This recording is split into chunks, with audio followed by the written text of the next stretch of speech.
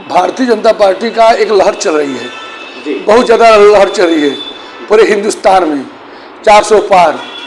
और आपसे मैं चैलेंज के साथ कह सकता हूँ कि 400 पार होगा।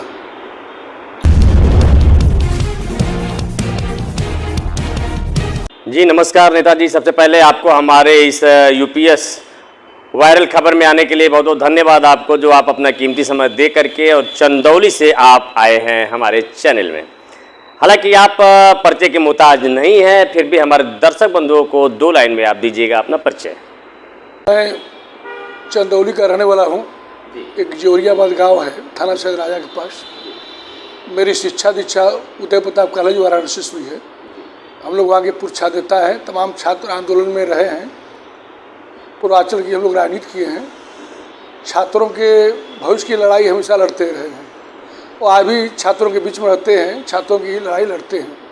चंदौली में अगर देखा जाए तो राजनीति क्या चल रहा है और किस स्तर से चल रहा है, खास करके बीजेपी का माहौल किस कदर चल रहा है आपके चंदौली में?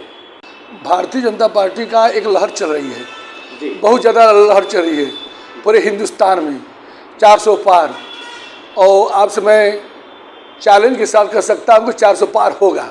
जी तो नेताजी, अगर ये देखा जाए, आप अगर उस तरह की बात कर रहे हैं, आप अगर दावा कर रहे हैं कि नहीं अभी भी बीजेपी पार्टी का उतना ही बड़ा ऐलान है जो कि लहर चल रहा है, आपके कहने के हिसाब से आप कह रहे हैं कि लहर चल रहा है, तो चलिए मैं भी उस बात को मानता हूं कि लहर चल रहा है।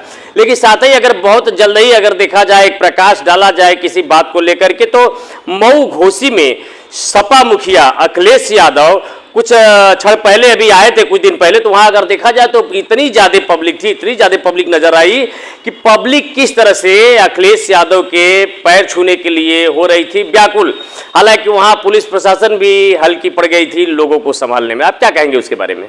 हम आपसे बता रहे हैं कि भारतीय जनता पार्टी का कोई भी लीडर जाता है, इतना भीड़ हो जाती है कि जगह नहीं मिलती है, इतना भीड़ हो जाती है। और हिंदुस्तान में मोदी का कोई काट नहीं है। दुनिया में दुनिया की सबकी निगाह मोदी जी पर है, पूरी दुनिया की निगाह मोदी जी पर है।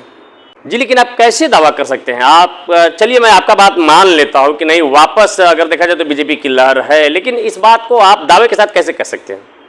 आप अखबार पढ़ते होंगे, टीवी पढ़ते होंगे, टीवी देखते होंगे, चैनल देखते होंगे। अंतर्राष्ट्रीय स्तर पर जितने समझौता हो रहा है सब मोदी जी के हाथ रहा है, पूरे अंतर्राष्ट्रीय स्तर पर। और जो निर्णय मोदी जी ने कहा, कश्मीर का मुद्दा हो या योगी जी ने रामलला का मुद्दा हो, सुप्रीम कोर्ट के आदेश से जो भी निर्णय हुआ शानदार निर्णय होता जा रहा है। कश्मीर का निर्णय हो, आज हमारे हिंदुस्तान में गरीबी नहीं रह गई है। अब कोई गरीबी से नहीं मर रहा है, सबके घरे राशन मिल रहा है, आयुष्मान कार्ड मिल रहा है, हमेशा गरीबों पर काम हो रहा है, शिक्षा अपने स्तर पर हो रहा है। दुनिया में आज भारत के वैज्ञानिकों का मांग हो रहा है। आज दुनिया में भारत की आर्थिक स्थिति मजबूत होती जा रही है। जी तो फिर वापस हम आते हैं उसी मुद्दे पर। हालांकि आप चंदौली क्षेत्र से मिलाप करते हैं, तो चंदौली क्षेत्र में अगर देखा जाए तो किस किस पार्टी का कौन कौन प्रत्याशी आ चुका है मैदान में? चंदौली में हम लोग के भारतीय जनता पार्टी के तीसरा बेर डॉक्टर महेंद्र पांडे जी हैं, भारतीय उद्योग मंत्री हैं। दूसरा पर बसपा से सत्येंद्र मौर्य जी हैं।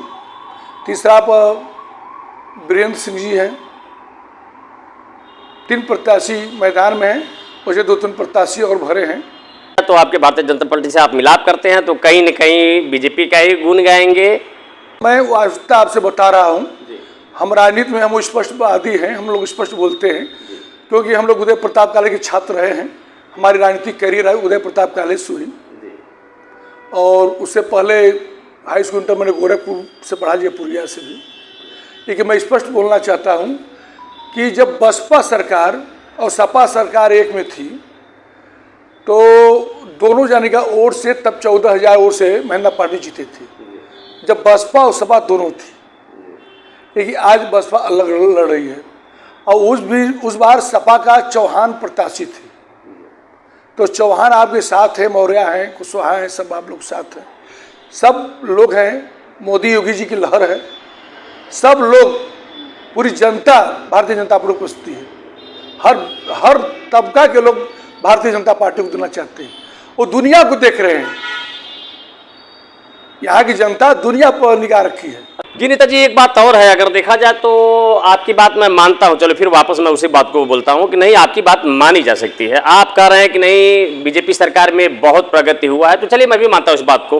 लेकिन अगर देखा जाए, बात कही जाए सड़क को लेकर के कि नहीं, अगर आप इस बात पे भी प्रकाश डालना चाहते हैं कि नहीं, अगर देखा जाए तो हर जगह सड़क बहुत सुंदर और बहुत बढ़िया हो गया है, तो ये भी तो अगर इसी बात का चर्चा है, इसी बात का एक कड़े भी है कि पहले के समय में अगर रास्ता थोड़ा सा डाउन हुआ करता था, खराब हुआ करता था, लेकिन लोग किसी भी कदर किसी घटना दुर्घटना में 4 व्हीलर साधन अगर संतुष्टि के साथ लेकर के और सिर्फ तेल डीजल डाल करके लोग पहुंच जाते थे मौके पर।